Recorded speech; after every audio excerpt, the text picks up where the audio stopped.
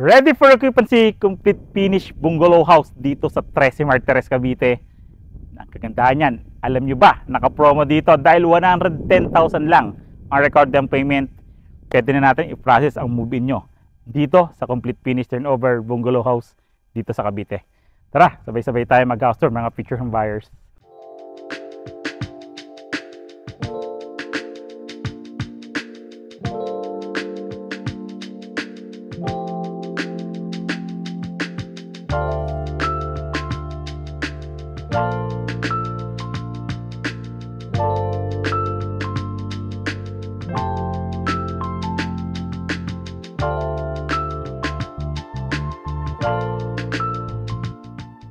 Magandang buhay mga future home buyers and kabahay. Again, this is Randy Salvador. Of course, may Mrs. si Julian Salvador this 2024.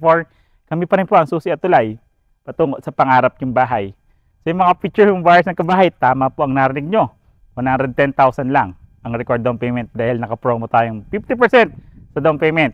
So dito po tayo ngayon. So ipipicture natin today is a bungalow na complete finish turnover nga po. Dito po tayo today sa Masaito Homes located at Barangay de Ocampo, 13 Martires, Cavite.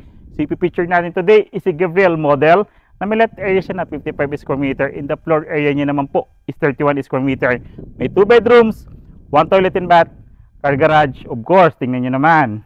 Meron pa tayong pang gardening dito. Tanim tayong kamatis, talong or okra. Pwede sa bakuran natin. For good. Pwede dahil alam nyo ba, ang ganda ng location nito. Flood-free community. Ang ganda ng community, hindi crowded, ang lapit po ng community natin sa mga pangangailangan natin. Malls, hospitals, schools, wet and dry market. Tara, sabay-sabay tayo mag-house tour. This is Gabriel model nga po. Kung makikita nyo naman, ito po yung turnover natin dito. Sino ba sa mga nangangarap actually? Pangarap ko talaga po ang bungalow house. Kaya lang, nakabili na po ako ng 2-story na bahay. So, siguro in the future, bibili din ako ng ganito. Pero kung makikita nyo, ito yung pangarap ko talagang bahay is bungalow house sa may 2 bedrooms, 1 toilet and bath. Of course, ayun nga yung car garage natin. So, space natin from firewall to firewall. Sukatin ko, hakbangan ko ha. 1, 2, 3, 4, 5 hakbang ko po yan. Yung lapad ng bungalow house natin, ng perimeter natin. So, yung car garage naman natin, simula siya dito sa may poste. 1, 2, 3, 4, 5. 5 hakbang. Kasya kaya yung sasakyan nyo, hakbangan nyo na ang sasakyan nyo. Para makita natin kung kakasya siya rito sa car garage ng bungalow house natin. So yung kagandahan naman po dito sa bungalow house natin na to, ang gawa ng bahay natin dito is a conventional po. May matibay po. Tara po, pasukin natin.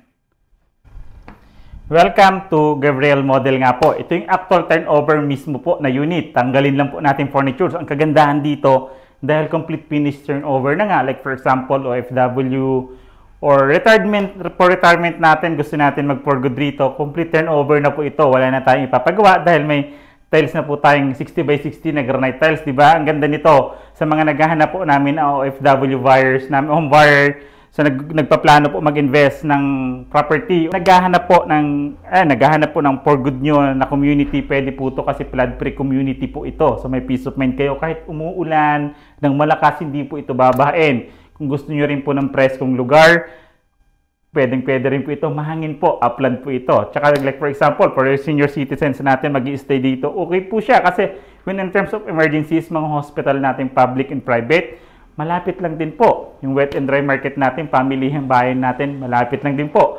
Dahil hindi rin po crowded ang community, pwede po tayo maglakad every morning, mag-jogging, di ba? So yan, may bintana po tayong isa rito na nagpusilip ventilation po natin. Metal door po ang pintuan natin kasi meron din po siyang pictures na ganito na pwede nating makita kung sino ang kumakatok. Di ba? So yun po, ito yung magsisilbing living area natin. So ito yung magsisilbing pinaka-living area natin and sa kabilang side naman natin. So i-divide lang natin siya. Magsisilbing pinaka-dining set na natin or dining area natin. Kasi yung haba nito, sukatin natin yung haba nito. Yung haba niya po is 4.3 meters. Yung lapad niya naman po is 2.3 meters. So, ayan po. For example, katulad niya, naglagay siyang sala set dito. Maglagay ka pang isang sala set dito. Nandiyan tayo maglagay ng TV console o television natin. Pwede. Kasi maglagay tayo ng 4-seaters na table dito for dining set. Di ba? Pwede po. Pagpasok natin yung space dito. Dito located yung isang toilet natin. 1 toilet and bath nga lang po ito. Then, meron tayong 2 bedroom, isang master's bedroom or main room natin, and secondary room po. Punta tayo dito sa master's bedroom.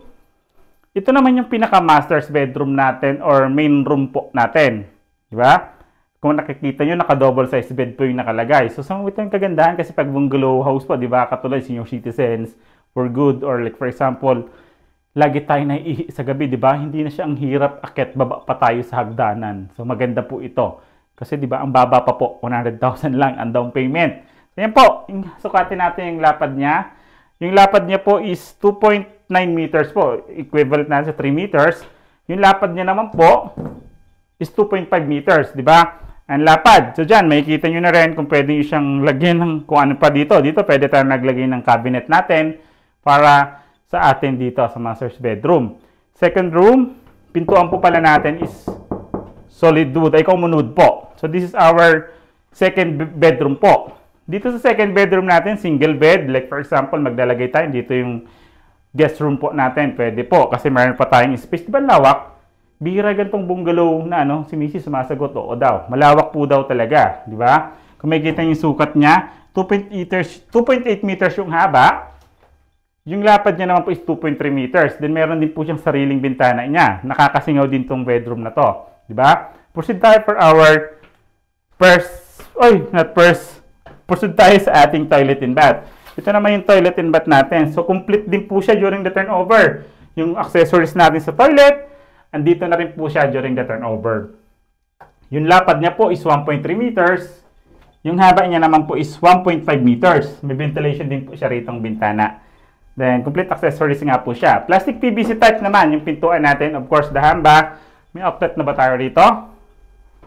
Check natin. Then, wala pa tayong outlet for the heater. In the future, pwede tayong magpalagay ng heater. So, kagandahan po dito, meron pa tayong setback dito or service area po.